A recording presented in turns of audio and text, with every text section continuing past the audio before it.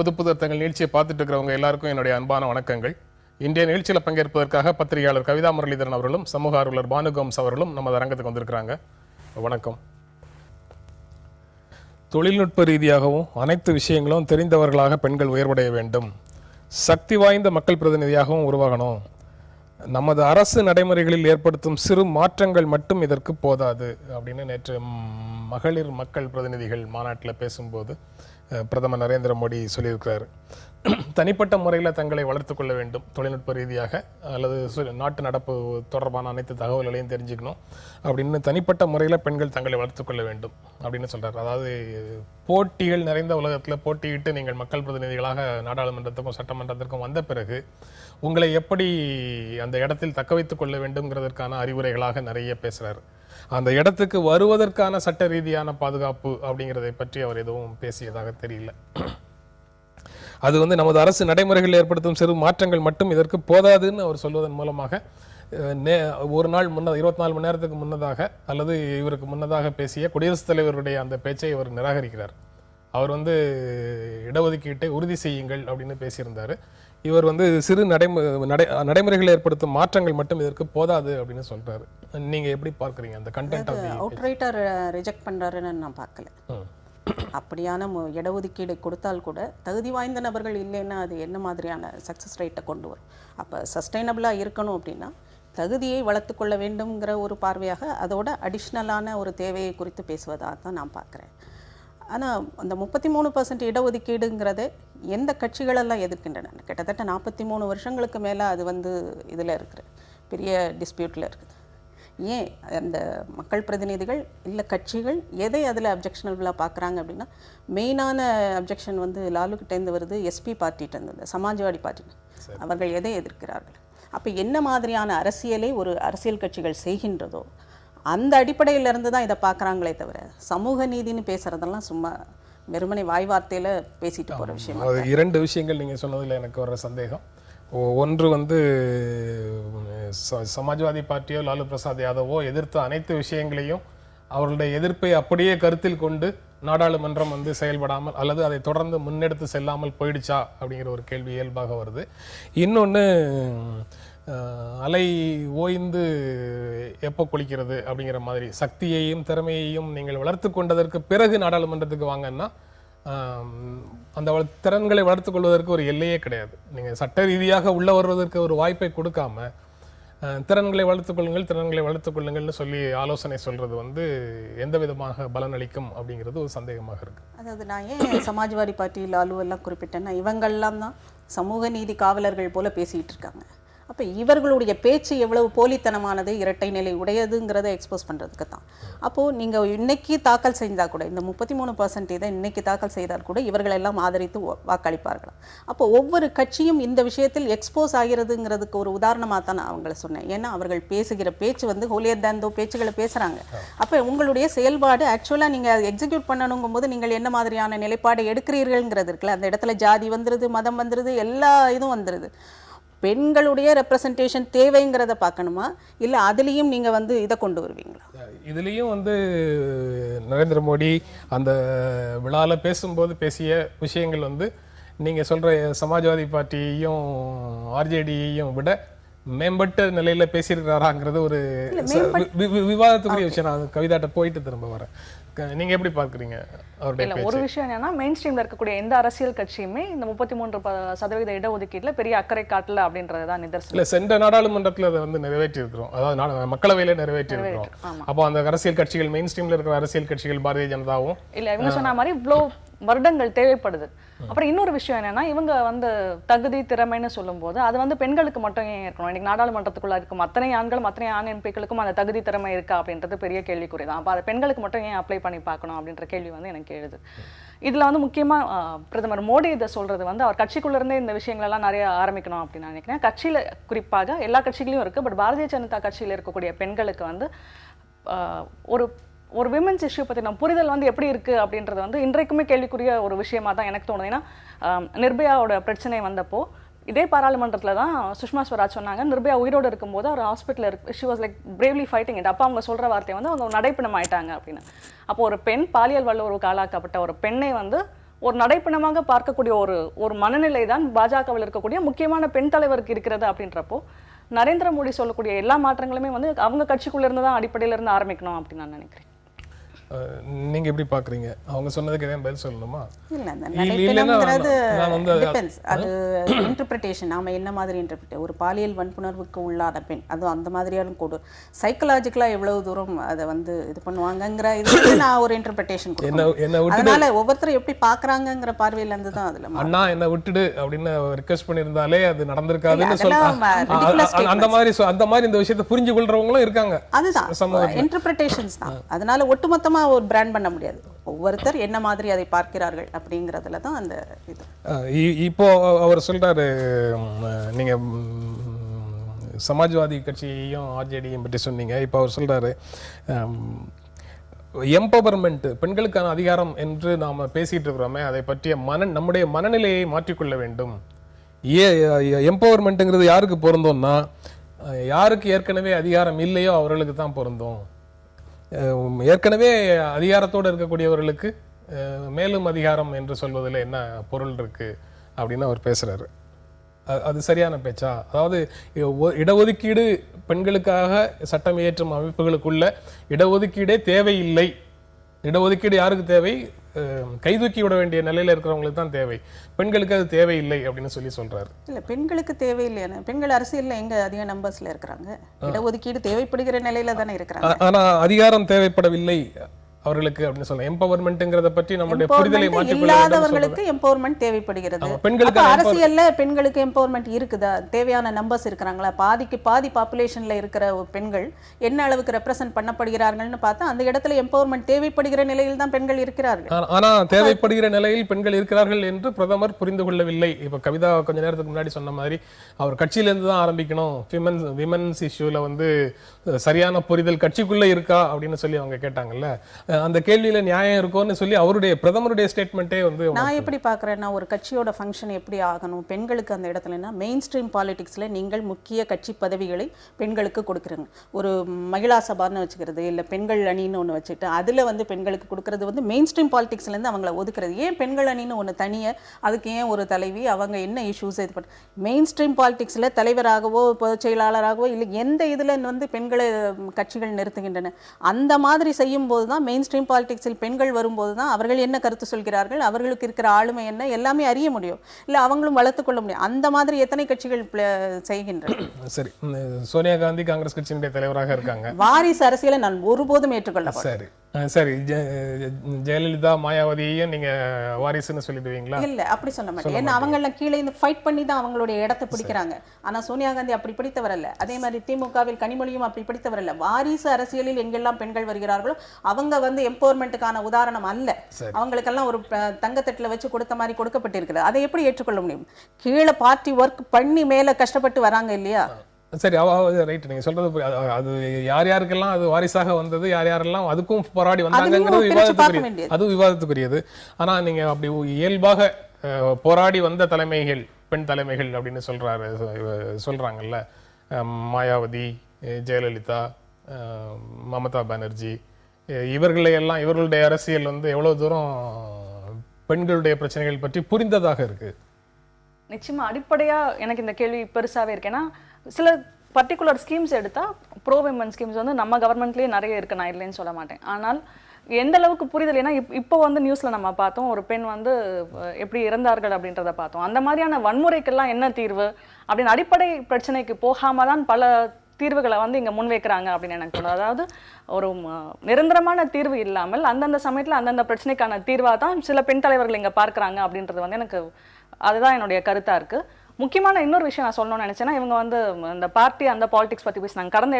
கடந்த பார்லிமெண்ட் எலெக்ஷனில் வந்து ஒட்டுமொத்தமாகவே பெண்களுக்கு வந்து கிட்டத்தட்ட 11% தான் கண்டெஸ்ட் பண்ணுறதுக்கான வாய்ப்பு கிடைச்சிது. அதில் அதிகமாக பெண்களை ஃபீல் பண்ண பார்ட்டி வந்து ஆம் ஆத்மி, மிக மிக குறைவாக ஃபீல் பண்ண பார்ட்டி வந்து பிஜேபி.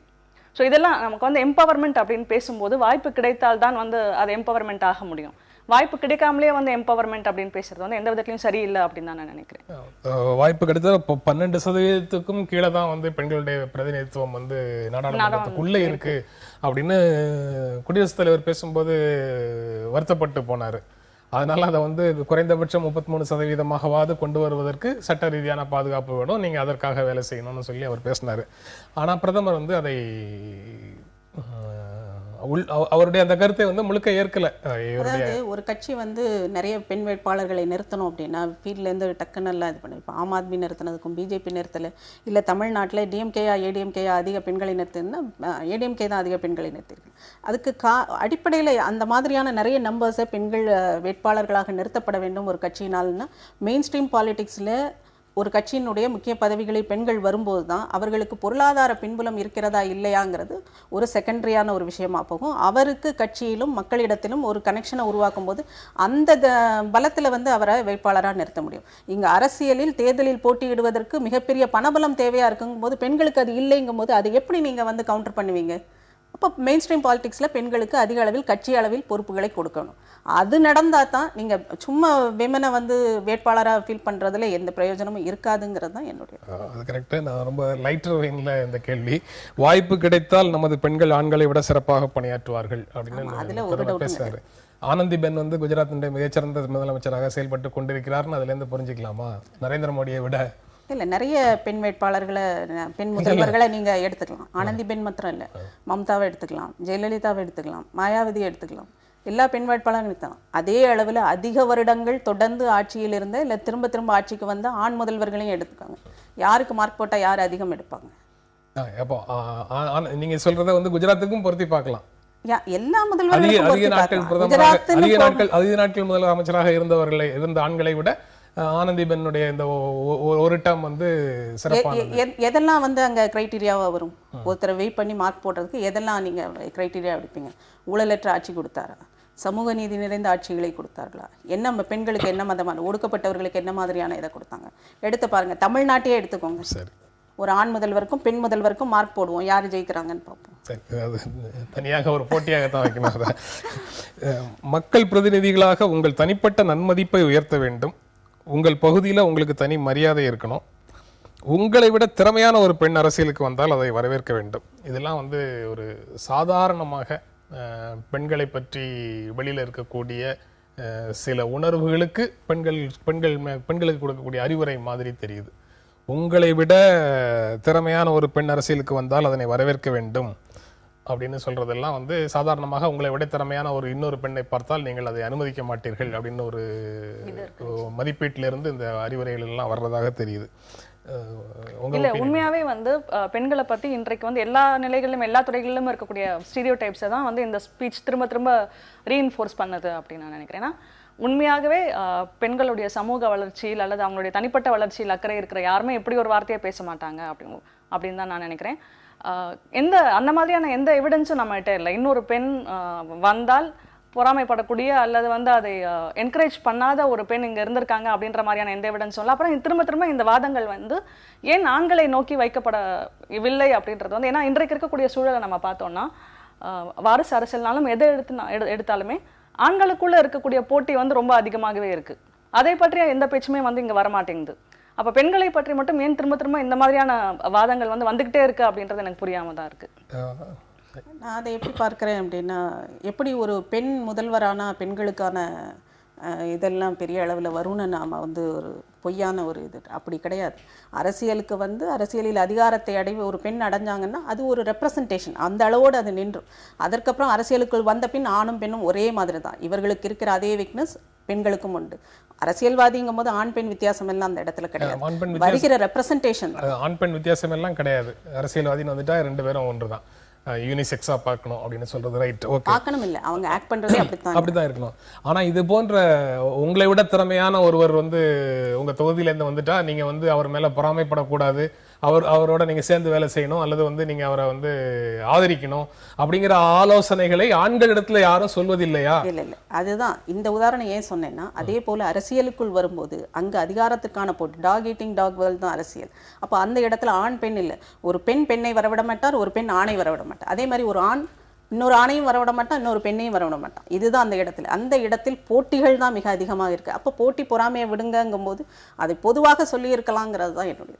ஒரு பெண் இன்னொரு பெண்ணை வரவிட மாட்டாருங்கல்ல. அரசியலில் யாரும் யாரையும் இன்னொரு போட்டியே வரவிடுறது இல்லை. அது ஆணாக இருந்தாலும் சரி, பெண்ணாக இருந்தாலும் சரி. ஆனா அந்த மாதிரி ஜென்ரலா ஒரு ஸ்டேட்மெண்ட் சொல்லலையே. அப்படி கொடுத்துருக்காங்க. அந்த ஸ்டேட்மெண்ட்ல பேசும்போது அந்த வர்ற ஃப்ளோல வந்து நீங்க சொல்ற டோன் அதுக்குள்ள இருக்கிற மாதிரி தெரியல. இல்ல அதுல இல்ல, ஆனா அப்படி இருந்திருக்கணும்னு சொல்றீங்க. Nobody else can empower the nation as much as a mother does to her child. திரும்பவும் அதே தாங்க. அதாவது நான் வந்து இதில் பேசிய பல வரிகள் இருக்கு. பட் கான்செப்சுவலாக எந்தெந்த இடங்கள்லாம் வந்து ரொம்ப ஆர்டினரியாக இருக்குது அப்படிங்கிறது இடங்கள் மட்டும்தான் உங்ககிட்ட இதுலேருந்து கோட் பண்ணுறேன். ஒரு குழந்தையை வளர்ப்பதற்கு அம்மா எடுக்கக்கூடிய முயற்சி மாதிரி வேற யாரும் செய்கிறது இல்லை. அதே மாதிரி பெண்கள் வந்து தேசத்திற்காக பாடுபடணும் அப்படின்னு சொல்கிறாரு. இதில் வந்து நீங்கள் பெருமை கொள்ள வேண்டுமே தவிர, குழந்தை வளர்ப்பு என்பதில் நீங்கள் பெருமை கொள்ள வேண்டுமே தவிர இன்ஃபீரியாரிட்டி காம்ப்ளெக்ஸ் வருவதற்கு, தாழ்வு மனப்பான்மை வருவதற்கு எதுவும் இல்லை. இது வந்து நான் எப்படி பார்க்குறேன்னா, இதுதான் கிட்டத்தட்ட பிஜேபியோட மைண்ட் செட் அப்படின்னு அதாவது ரைட் விங்கோட மைண்ட் செட் அப்படின்னு சொல்லலாம் இந்த விஷயத்தை. ஏன்னா கொஞ்ச நாளைக்கு முன்னாடி அந்த இந்த சாமியார் இந்த கருத்து கொண்டவர்கள் வந்து பிஜேபியில தான் இருக்கணும்னு அவசியம் இல்லை. எல்லா அரசியல் கட்சிகளுக்குள்ளேயும் இருப்பாங்க. அதனால பொருளாதார ரீதியாக முற்போக்கான சில விஷயங்களை பேசக்கூடியவர்கள் கூட பண்பாட்டு ரீதியாக இது போன்ற கருத்துக்களை கொண்டவர்களாக இருக்கலாம், வாய்ப்பு இருக்கு. நிச்சயமா இருக்கு. அதனால தான் அதை வந்து ஒட்டுமொத்தமா ரைட் விங். ஆனா இவங்க வந்து அது ரொம்ப வெளிப்படையா பேசுறாங்க. அதாவது நீங்க சொல்லக்கூடிய பொருளாதார ரீதியாக முற்போக்காக பேசக்கூடியவர்கள் இந்த மாதிரியான ஒரு விஷயத்தை சொல்வதற்கு முன்னாடி கொஞ்சம் யோசிப்பாங்க. அதை இவ்வளவு வெளிப்படையா சொல்லுவாங்களான்னு எனக்கு தெரியல. ஆனா பாஜகவில் வந்து இதை தொடர்ச்சியா வெளிப்படையா பேசிட்டு இருக்காங்க. இன்றைக்கு பிரதமர் பேசுவது மட்டுமல்ல, இதற்கு முன்னாடி வந்து பெண்கள் வந்து 4 குழந்தையை பெற்றுக்கணும், இந்த மாதிரியான ஸ்டேட்மெண்ட்ஸ் வந்து ரைட் விங் லீடர்ஸ் கிட்ட இருந்து தொடர்ச்சியா வந்துகிட்டு தான் இருக்கு. இது எப்படி பார்க்கறதுன்னு எனக்கு தெரியல. ஒன்னும் ரொம்ப அடிப்படையா பார்த்தோம்னா, இது வந்து குழந்தை வளர்க்கும் பொறுப்புல இருந்து ஒரு ஆணை விடுவிக்கிற ஒரு தன்மையை வந்து இது ரொம்ப ரொம்ப பேசிக்கான ஒரு விஷயம். அதை வந்து காட்டுது.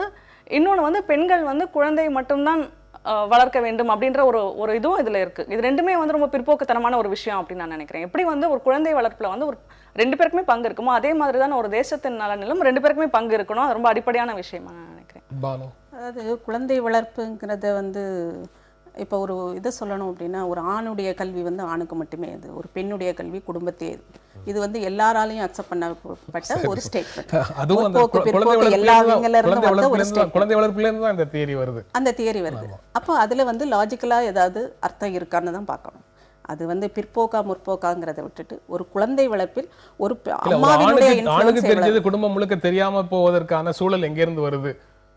பெண் மட்டும்தான் குழந்தையோட டைம் ஸ்பெண்ட் பண்ணுறாங்க. குழந்தைக்காக டெடிகேட் பண்ணப்பட்டது அம்மா மட்டும்தான், அப்பா இல்லை அப்படிங்கிற அந்த ஈக்குவாலிட்டி பற்றின பிரச்சனைகள்லாம் அதில் இருக்குது. ஆனால் ஒரு பெண்ணுடைய இன்ஃப்ளூயன்ஸ் அம்மாங்கிறதுல எந்த அளவுக்கு இருக்குது ஒரு குழந்தையோட இதில் அப்படின்னா, பெண்ணினுடைய இன்ஃப்ளூயன்ஸ் மிக அதிக அளவுக்கு. ஒரு இன்ஃபார்ம்டு தாயினால் வளர்க்கப்பட்ட ஒரு குழந்தை வந்து விரிந்த சிந்தனையோடு இருக்கிறதுங்கிறது மறுக்கவே முடியாது. அப்போ ஒரு இன்ஃபார்ம்டு சிட்டிசனாக நீங்கள் ஆயிக்கோங்க, ஒரு பெண்கள் ஆயிக்கோங்க. அதிலிருந்து நீங்கள் குழந்தையை வளர்க்கும் போது இந்த மாதிரி ஒரு இன்ஃபார்ம்டு சிட்டிசன், விரிந்த சிந்தனையோடு கூடிய ஒருத்தர் உருவாகிறாருன்னா அதில் ஒரு பாசிட்டிவ் இது இருக்க. பொதுவான ஸ்டேட்மெண்ட்டாக பொதுமைப்படுத்தி பேசிட்டு போனோம்னு வச்சுக்கோங்க. இதை ரிவர்ஸில் பேசும்போது ரொம்ப மோசமான அர்த்தம் வருது.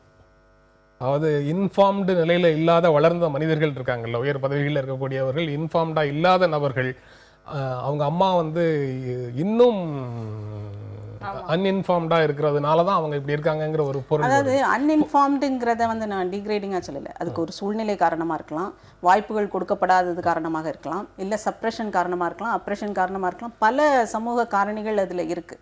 அதனால அன்இன்ஃபார்ம்டுங்கிறது ஒரு டிகிரேடிங் இது இல்லை. அம்மாவோட அவ்வளவு தப்புமே அம்மாவோட கிரிப்லேருந்து பையன் வெளியில் வந்ததுக்கப்புறம், பெண் வெளியில் வந்ததுக்கு அப்புறம் தான் நடக்குது. அப்படி இருக்கும்போது ஒருவருடைய கேரக்டருக்கு முழு கிரெடிட்டும் அம்மாவுக்கு கொடுக்கிறது எவ்வளவு தூரம் சரியானது? மதர்ல இருந்து இன்ஃபார்ம்டு பேரண்ட்டுக்கு அந்த இது மூவ் ஆக வேண்டிய டைம் இது நான் நினைக்கிறேன். ஏன்னா அதை வந்து நம்ம மறுக்கவே முடியாது. இன்றைக்கு இருக்கக்கூடிய சூழல்ல வந்து பெண்கள் வேலை பார்க்க ஆரம்பிச்சிருக்காங்க. அவங்களுக்கான இதே பிரதமர் தான் வந்து பெண்கள் தனக்கான ஐடென்டிட்டியை வந்து உருவாக்கிக்கணும்னு சொல்றாங்க. அப்போ வந்து நீங்க குடும்ப பொறுப்புகளையும் வந்து முழுக்க முழுக்க பெண்களே சுமக்க வேண்டும் அப்படின்னு எதிர்பார்க்கறது வந்து இதற்கு மேல எந்த அளவுல நியாயமான விஷயம் அப்படின்னு நினைக்கிறேன். அது கரெக்ட். முழுக்க முழுக்க பெண்களே சுமக்கணுங்கிறது எந்த வகையிலும் நியாயமற்றது. அது வந்து ஈக்குவல் ஷேரிங் இருக்கணும். பேரண்டிங் வந்து ஷேர் பண்ணப்படும் போது தான் அந்த இடத்துல ஒரு சரியான இது வந்து இருக்குங்கிறது கரெக்ட். அதுல வந்து மாற்றுக்கருத்தே கிடையாது. திராவிட முன்னேற்ற கழகத்தோட தேமுதிக கூட்டணி இறுதி செய்யப்பட்டு விட்டது அப்படின்னு வந்த செய்திகளுக்கு தேமுதிக திடீர் மறுப்பு செய்தி வெளியிட்டது ஏன் அப்படிங்கிற தலைப்பில் ஒரு கட்டுரை ஒன்று வந்திருக்குது, செய்தி கட்டுரை. திமுக கூட்டணி தொடர்பாக ஒரு வாரத்துக்கு மேல் செய்திகள் வெளிவந்த நிலையில் தேமுதிக திடீரென மறுப்பு வெளியிட்டதன் பின்னணி குறித்து பல்வேறு தகவல்கள் வெளியாகியுள்ளன அப்படின்னு அந்த முதல் வரி சொல்லுது. பல்வேறு தகவல்கள் அந்த இரண்டு கட்சிகளினுடைய தலைமையிடமிருந்து அதிகாரப்பூர்வமாக வெளியே வந்தவை இல்லை. அப்படி இருக்கும்போது அவற்றை தகவல்கள் அப்படின்னு சொல்லலாமா?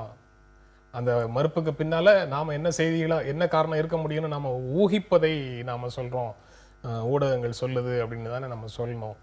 நீங்க தகவல்கள்னு சொல்லிட்டு உங்களுடைய ஊகங்களை வெளியிடுவது எவ்வளவு தூரம் சரியானது அப்படின்னு ஒரு கேள்வி அதை படிக்கும் போது இயல்பாக வருது.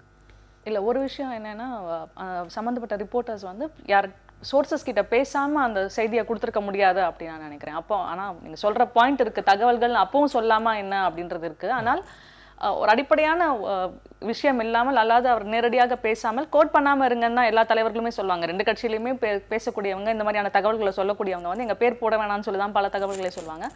அப்படி சொல்லும் போது அந்த தகவல்களின் அடிப்படையில் தான் இந்த மாதிரியான ஒரு செய்தி கட்டுரையை வந்து நீங்க உருவாக்க முடியும்.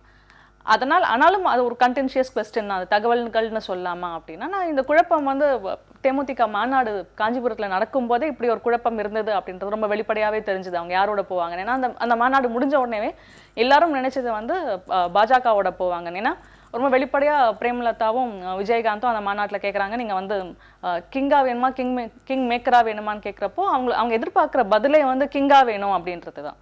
அப்போ ஒரு சிஎம் கேண்டிடேட்டாக பாஜகவோட அணியில் சேருவாங்க அப்படின்றது தான் அப்போது நமக்கு கிடைத்த நீங்க சொல்ற மாதிரி யூகத்தின் அடிப்படையிலான ஒரு முடிவுன்னு சொல்லலாம். ஆனால் அதன் பிறகு இந்த மாதிரியான குழப்பங்கள் நிறைய வர இதுல ஒரு தெளிவு இல்லாம போயிட்டு இருக்கு. ஆனா இப்பவும் அந்த குழப்பம் வந்து தேமுதிகக்குள்ளேயே இருக்கு அப்படின்னு நான் நினைக்கிறேன். எந்த அணியோட போறது அப்படின்ற குழப்பம் வந்து தேமுதிகக்குள்ளேயே பெருசா இருக்கு அப்படின்னு நான் நினைக்கிறேன். ஒரு விஷயம் என்னன்னா, இந்த தேர்தலில் தனக்கு சிஎம் ஆகிற வாய்ப்பு இல்லை அப்படின்றது வந்து விஜயகாந்துக்கு ஓரளவுக்கு தெளிவாகவே தெரிஞ்சிருக்கும். ஆனால் கட்சிக்குள்ள அந்த ஆசை இருக்கலாம், பாஜகவோட போனால் ஒருவேளை அந்த வாய்ப்பு இருக்குமா அப்படின்ற ஒரு விருப்பம் வந்து கட்சிக்குள்ள நிறைய பேருக்கு இருக்கலாம். அதனால இந்த குழப்பம் வந்து ரொம்ப அதிகமா இருக்கு அப்படின்னு.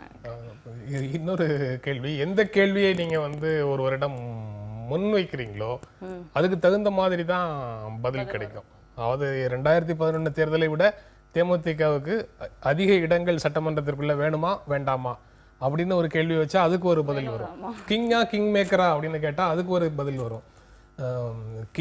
கிங் மேக்கரோ இல்ல ஒரு கூட்டணிக்கு தலைவராக நான் இருக்கணுமா வேண்டாமா, நான் வந்து இன்னொருவருக்கு வாளாக இருக்கணுமா இல்ல இது ஒரு கூட்டணியின் தலையாக இருக்கணுமா அப்படின்னு கேட்டா அதுக்கு ஒரு பதில் வரும். சோ நீங்க எந்த முடிவை நீங்க எடுத்துக்கிறீங்களோ அது போன்ற ஒரு பதிலை தொண்டர்களிடத்துல இருந்து வாங்குவது வந்து எந்த அரசியல் கட்சிக்கும் எளிதான விஷயம். நீங்க கேள்வியை எப்படி ஃப்ரேம் பண்ணி நீங்க முன்வைக்கிறீங்களோ அதுக்கு தகுந்த மாதிரி. இல்ல, அதுதான் இந்த கிங்கா கிங் மேக்கரான்னு கேட்டதுலயே வந்து இவங்களோட இன்டென்ஷன்ஸ் வந்து ரொம்ப கிளியரா தெரிஞ்சது அப்படின்றது. ஏன்னா they wanted Vijayakanth to be the king. அதுக்கேற்ற மாதிரி நீங்க சொன்ன மாதிரி அதுக்கேற்ற மாதிரியான ஒரு கேள்வியை தான் அவங்க ரெண்டு பேருமே அந்த மாநாட்டில் வந்து எழுப்பியிருக்காங்க அப்படின்னு தான் நான் நினைக்கிறேன். நீங்க அதாவது இவங்க சொல்ற காரணங்கள், அதாவது இந்த தகவல்கள் அப்படிங்கிறதுக்கு பின்னாடி கவிதா சொல்ற சோர்சஸ்ட் கேட்காம ஊடகவியலாளர் எழுத மாட்டாரு அப்படின்னு சொல்றாங்க. அதை பற்றியும் கூட இன்னும் விரிவாக பேசுறதுக்கு நிறைய இருக்கு, அதை பத்தி தான் பேசணும். சரி, அதாவது இதுல இரண்டாம் கட்ட தலைவர்கள் திமுக கூட்டணியை விரும்புகிறார்கள், ஆனா பிரேமலதா அதை விரும்பவில்லை, அதுதான் இப்போ அந்த டீல் முடியாமல் இருப்பதற்கு காரணம் அப்படிங்கிற ஒரு செய்தியை இந்த கட்டுரை மூலமாக வெளிப்படையாக வைக்கிறாங்க.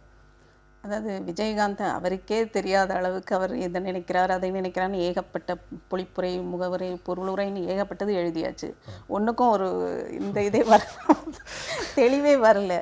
பேசாமல் எந்த கட்சியுமே விஜயகாந்த் கட்சியை கூட்டணிக்கு கூப்பிடாமல் கொஞ்சம் பேசாமல் இருந்தாங்கன்னா அவர் ஒரு தெளிவான ஒரு முடிவுக்கு வருவாருன்னு நினைக்கிறேன். எல்லாரும் கூப்பிட அவர் ஒரு குழந்தை போன்ற குதூகலத்தோடு அதை என்ஜாய் பண்ணுறாரே தவிர ஒரு முடிவுக்கு அவரால் வர முடியலை அப்படிங்கிறது தான். இதை எவ்வளோ தூரம் என்ஜாய் பண்ணுவோமோ அவ்வளோ தூரம் என்ஜாய் பண்ணுவோங்கிறது ஒரு மனநிலையாக இருக்கலாம். இல்லை ஏடிஎம்கே என்ன மாதிரியான இது எடுக்குதுங்கிறதுக்கான ஒரு இதாக வெயிட் பண்ணி பார்க்குற ஒரு கேமாக கூட இருக்கலாம். இது வந்து நாம் கொடுக்குற இன்டர்பிரிட்டேஷன். ஆனால் அவருடைய செயல்பாடுகளிலிருந்து பார்த்தா அவர் குழந்தைமையோட ஒரு என்ஜாய் பண்ணிகிட்டு இருக்காருங்கிற அளவில் தான் அவருக்கு அந்த இதை கொடுக்க முடியும். பெரிய விஷனரி லீடர், அவர் இதெல்லாம் பண்ணியிருக்காரு அதனால இந்த மாதிரி காய் நகர்த்துகிறாருன்னு எல்லாம் சொல்கிறதுக்கு அங்கே விஷயமே இல்லைங்கிறது தான் என்னுடைய.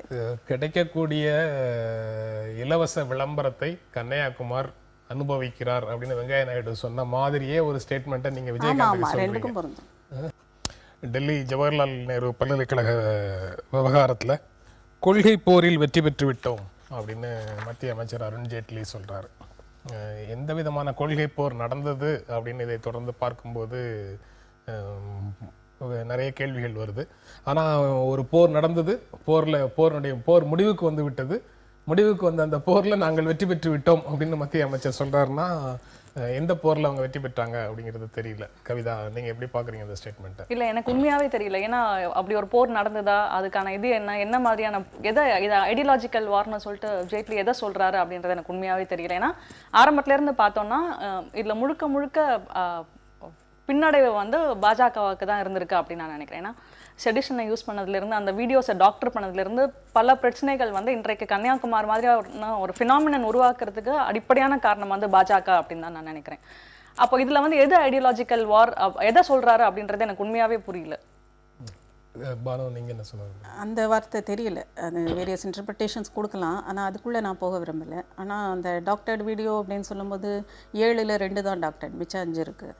மிச்சம் 5 வந்து இந்த குற்றச்சாட்டுக்கான இது இல்லை. கண்டென்ட் உண்டான வீடியோக்கள். ஆனால் ஜேஎன்யூங்கிறது என்ன மாதிரியான தளம், அங்கே என்ன மாதிரியான கோஷங்கள் எழுப்பப்படுகின்றன, அதாவது காஷ்மீர் விடுதலைன்னு எடுத்துக்கிட்டா கூட அந்த பிரிவினையை நீங்கள் எப்படி எடுத்துகிட்டு போக விரும்புகிறீங்க, என்ன மாதிரியான செயல்பாட்டின் மூலமாக காஷ்மீர் பிரிவினையை நீங்கள் எடுத்துகிட்டு போக விரும்புகிறீங்கிற மாதிரியான ஒரு ஐடியாஸை அந்த மாணவர்கள் வைக்கும்போது அது சரியாக தவறாங்கிற அளவில் தான் அந்த இது இருக்கணும்னு நான் நினைக்கிறேன். அந்த வகையில் பார்க்கும்போது அங்கே நடந்தது தவறு.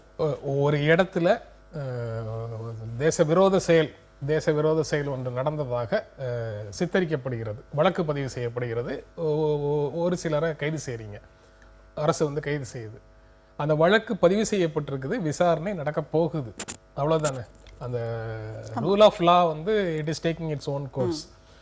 அதற்குள்ள வந்து நாங்க வெற்றி பெற்று விட்டோம் கொள்கை போரில் அப்படின்னு சொல்வது எந்த விதமான ஒரு அணுகுமுறையை காட்டுது? பொலிட்டிக்கல் ஸ்டேட்மெண்ட், ஒரு வகையில் இம்மெச்சூர்டு ஸ்டேட்மெண்ட்னு நான் சொல்லுவேன்.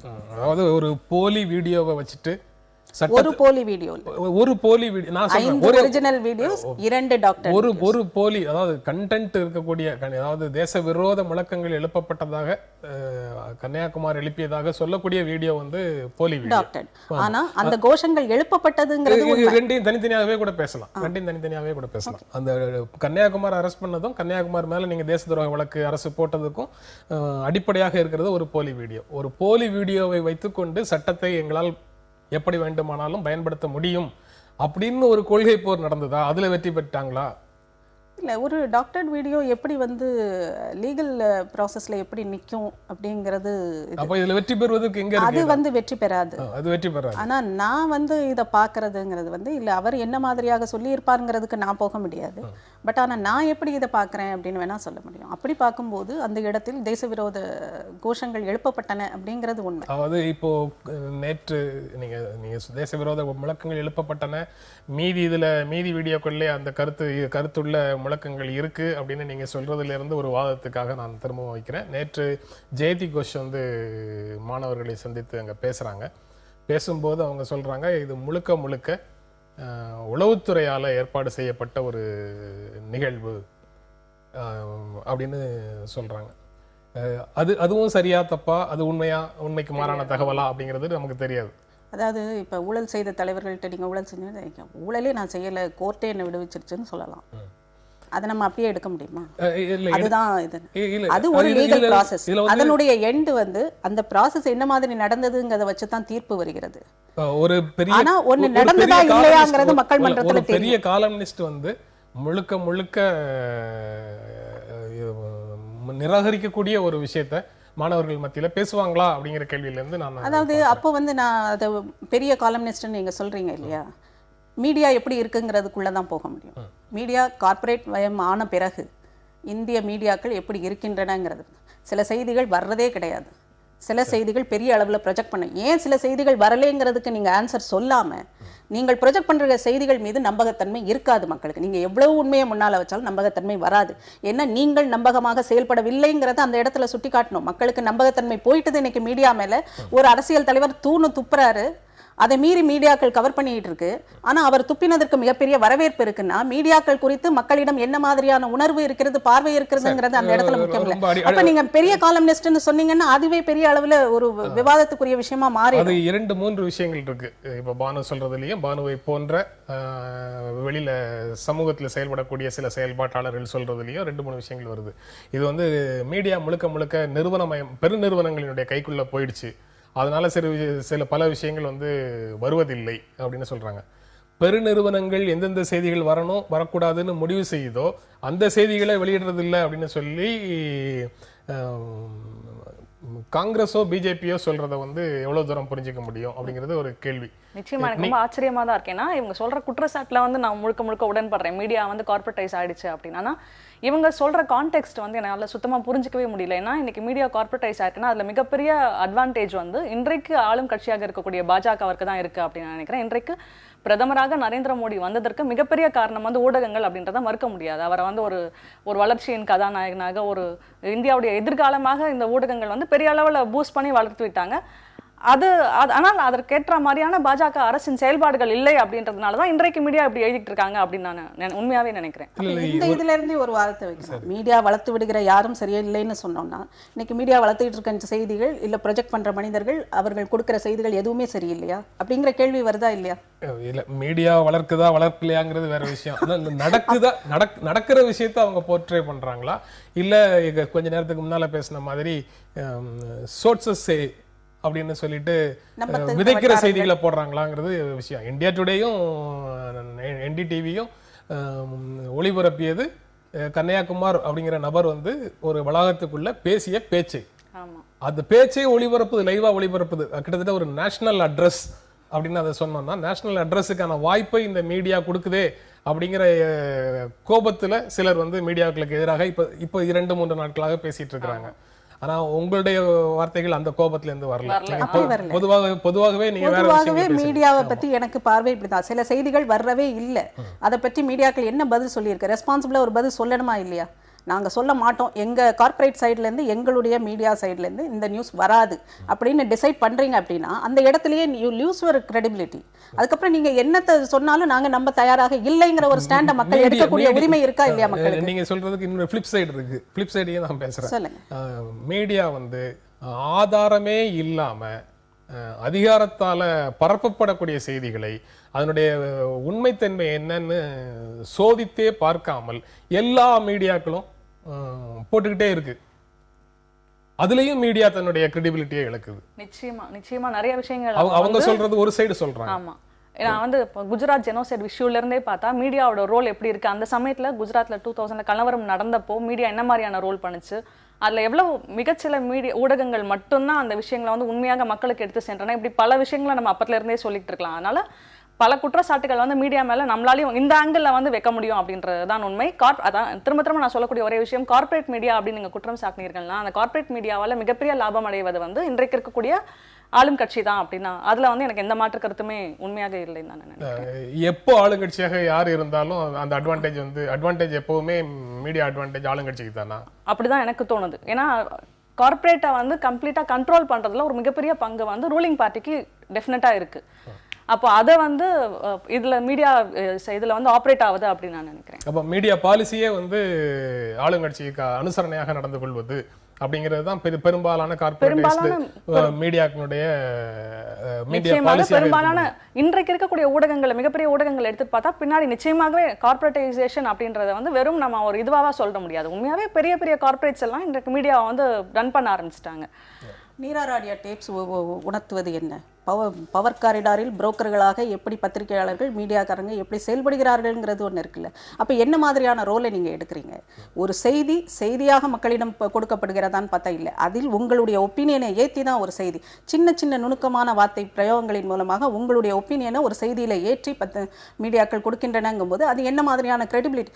மக்கள் இன்னைக்கு மீடியா மேலே நம்பகத்தன்மை இழந்திருக்கிறாங்கன்னா அதுக்கு காரணம் என்ன? இந்த மாதிரி பவர் காரிடாரில் நீங்கள் செய்கிற அந்த புரோக்கர் வேலைகள், இந்த மாதிரியான செய்திகளாக கொடுக்காமல் ஒப்பீனியன்களை ஏத்தி சொல்வது, ஒரு இருந்த இடத்துல இருந்து ஸ்பாட்டுக்கு போய் செய்தியை சேகரிக்காம இருந்த இடத்துல இருந்து செய்திகளை கொடுப்பது. அரசு தரப்புல இருந்து ஒரு செய்தி சொல்றாங்க, அது அவங்க சொன்னது வந்து உண்மையிலேயே நடந்ததா நடக்கலையா, அவங்க சொல்ற மாதிரி நடந்ததா என்னங்கிறது தெரியாத சூழல்ல உடனடியாக அந்த செய்தியை போடணுங்கிற நிலைமையில் அதை போட்டுட்டு, ஆனால் இது குறித்த உறுதியான தகவல்கள் எதுவும் நம்ம சைடில் நிறுவனம் சார்ந்த நிருபரிடத்துலேருந்து எதுவும் வரல.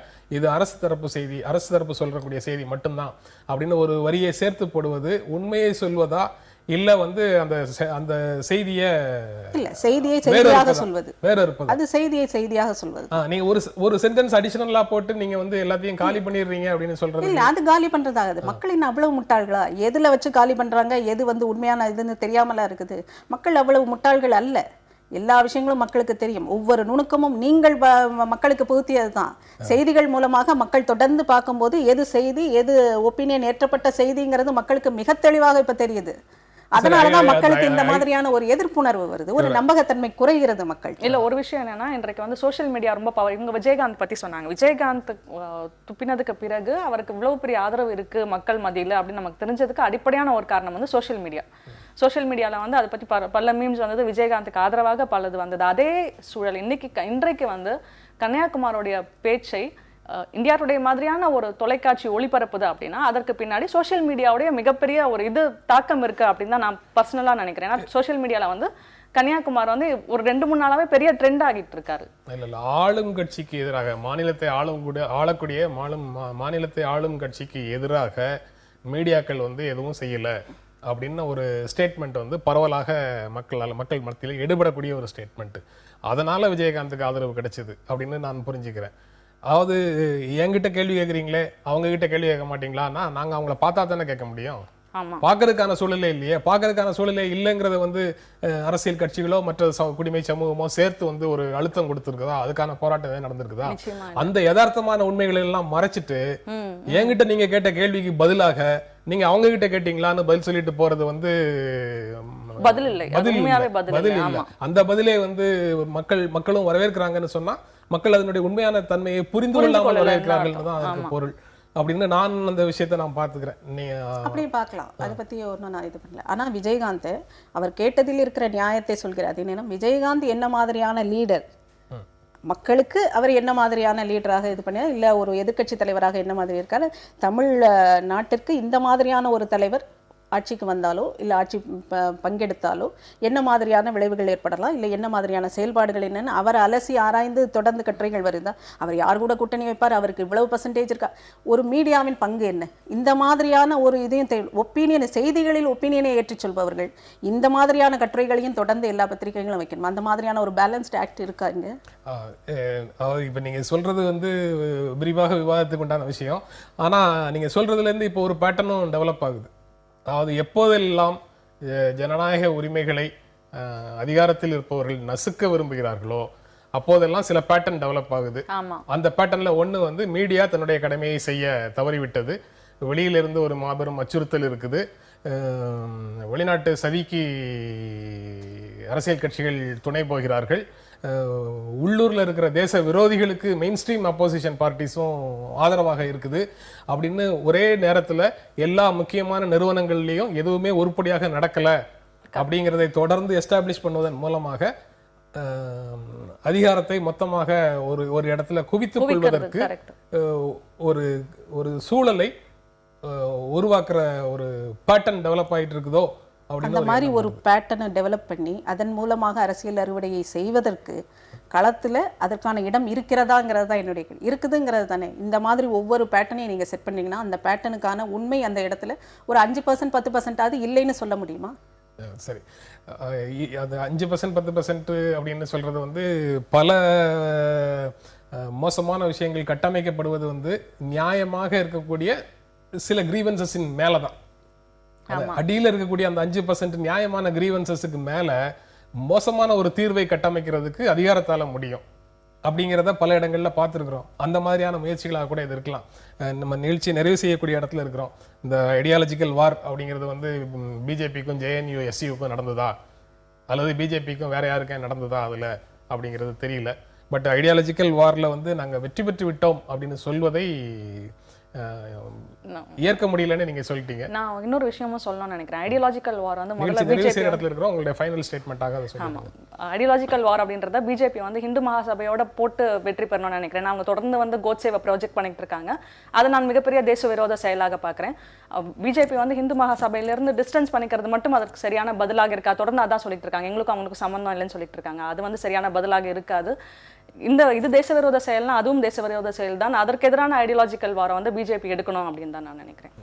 ஒருவேளை ஐடியாலஜிக்கல் வார்னு சொன்னது வந்து லெஃப்ட் அண்ட் ரைட்டுக்கு இடையிலான வாருங்கிறதா கூட இருக்கலாம். ஐசாங்கிறது கன்னியாகுமரி ரெப்ரசென்ட் பண்ணிக்கிற ஐசா வந்து ஐசா இல்ல, கன்னியாகுமரி ஐசாவை சேர்ந்தவர் அல்ல. AISF இந்திய கம்யூனிஸ்ட் கட்சியினுடைய மாணவர். இந்திய கம்யூனிஸ்ட் கட்சி 48லயே வந்து இந்தியாவில் இருக்கக்கூடிய அனைத்து விஷயங்களையும் ஏற்றுக்கொண்டு டெமோக்ராட்டிக் ப்ராசஸுக்குள்ள வந்த அமைப்பு. அந்த அமைப்பினுடைய மாணவர் சங்கம். அவங்க மேல நீங்க வந்து தேச விரோத குற்றச்சாட்டு போடுவதை விட நகைப்புக்குரிய விஷயம் வேற எதுவுமே கிடையாது. அப்படி ஒரு விஷயத்தை செஞ்சுட்டு இன்னைக்கு வரைக்கும் திரும்ப திரும்ப கன்னியாகுமாரி அதை செஞ்சுட்டாருன்னு கன்னியாகுமாரி பத்தி நீங்க பேசுறது சரியான விஷயம் இல்ல. கன்னியாகுமாரை பத்தின பேச்சு இல்ல. ஃபார் ரைட் அண்ட் 22 நாள் ஜெயில இருந்தது அவர் தானே. ஆமா, ஒரு ஸ்டூடெண்ட் லீடராக ஒரு இடத்துல வந்து அனுமதி திரும்ப பெறப்பட்ட ஒரு விஷயத்துக்கு தடை செய்யப்பட்ட ஒரு இதுக்கு ஒன்று நடக்குதுன்னா யாரை வந்து அந்த ஸ்பாட்ல நீங்க இது பண்ணுவீங்க? ஸ்டூடெண்ட் லீடரா தான். ஆனால் செடிஷன் வந்து நான் ஒரு நாள் ஒத்துக்கொள்ள மாட்டேன். செடிஷன் வந்து டூ மச், அது செஞ்சிருக்க கூடாது. அந்த இதுல எனக்கு உடன்பாடே கிடையாது. ஆனா அதுக்கான பொறுப்பு யாருக்கு எடுக்கணும்? யாருக்கு? விசிக்கு இருக்கணும். விசி அனுமதி மறுத்துட்டாரு. விசி அனுமதி யூனியனுக்கு இருக்கும். ஜேஎன்யூவோட ஸ்டூடெண்ட் லீடருக்கு எந்த விதமான இதுவும் கிடையாதுன்னு நீங்க சொல்லுவீங்களா? அவர் சும்மா ஒரு பொம்மை மாதிரியான போஸ்ட்னு நீங்க சொல்லுவீங்களா? நீங்க வந்து ஜேஎன்யூ ஸ்டூடெண்ட் லீடர் கன்னியாகுமாரி தலையை கொண்டு வந்தா இவ்வளவு, நாக்க அறுத்தா இவ்வளவு அப்படின்னு சொல்றதுக்கு எல்லாத்துக்கும் அமித்ஷா பொறுப்பா? இல்ல, யாரோ ஒருத்தர் எங்கேயோ செய்யற விஷயத்துக்கு நீங்க வந்து யாரையோ ஒருத்தரை பொறுப்பாக்குறதுன்னு பேசுனீங்கன்னா யாரோ ஒருத்தர் பொறுப்பு இல்லைங்க. அவர் ஜேஎன்யூ கேம்பஸ்குள்ள நடந்த ஒரு நிகழ்வை பத்தி தான் பேசணும். ஜேஎன்யூவோட student leader Kanhaiya Kumar. JNU student லீடர்ங்கிறது அவர் பவர்லெஸ் போஸ்டா? அப்படி நீங்க சொல்றீங்கன்னா நான் அதை ஒத்துக்கிறேன். இல்லைன்னா நான் கேட்பேன், அந்த ரெஸ்பான்சிபிலிட்டி ஸ்டூடெண்ட் லீடரா அவருக்கு இருக்கா இல்லையாங்கிற கேள்வி தான் எனக்கு இருக்கு. அந்த இடத்துல ஒரு டெமான்ஸ்ட்ரேஷன் நடத்துவதற்கான அனுமதியை JNUSU கொடுக்குதா, JNU கொடுக்குதா? அனுமதி கொடுத்து திரும்ப பெறப்பட்டு விட்டது. அதுக்கப்புறம் நடவடிக்கை எடுக்க வேண்டியது JNU-வா JNUSU-வா?